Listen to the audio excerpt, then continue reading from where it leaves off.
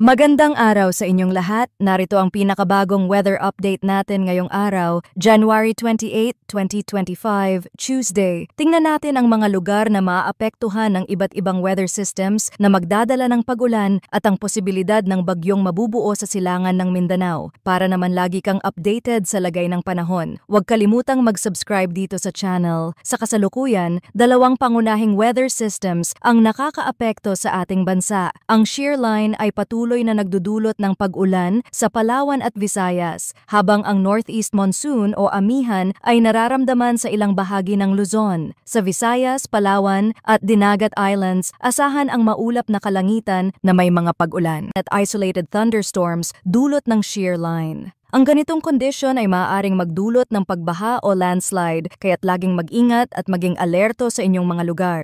Sa natitirang bahagi ng Mindanao, maulap din ang kalangitan na may mga pagulan dulot ng easterlies. Posible rin ang biglaang pagbaha o pagguho ng lupa sa ilang lugar, kaya't mahalaga ang regular na pagmonitor sa lagay ng panahon. Sa Batanes, Cagayan at Isabela, maulap ang kalangitan na may patuloy na pag-ulan dulot ng amihan. Ang mga rehiyong ito ay dapat maghanda para sa posibleng pagbaha at landslide, lalo na sa mga bulubunduking lugar na madalas maapektuhan ng tuloy-tuloy na ulan. Sa Metro Manila at natitirang bahagi ng Luzon, bahagyang maulap hanggang maulap ang kalangitan na may mahihinang pag-ulan dulot pa rin ng amihan. Walang inaasahang malaking epekto sa mga lugar na ito, ngunit mainam pa rin ang pagiging handa para sa biglaang pagbabago ng lagay ng panahon. Sa kabuuan, ang natitirang bahagi ng Luzon at iba pang bahagi ng bansa ay inaasahang magkakaroon ng generally fair weather. Magiging kalmado rin ang karagatan, ngunit mararamdaman pa rin ang malamig na simoy ng hangin mula sa amihan. Tungkol naman sa tropical cyclone threat potential, wala pang inaasahang mabubuong tropical cyclone sa loob ng unang linggo mula ngayon, January 28 hanggang February 2. Gayunpaman,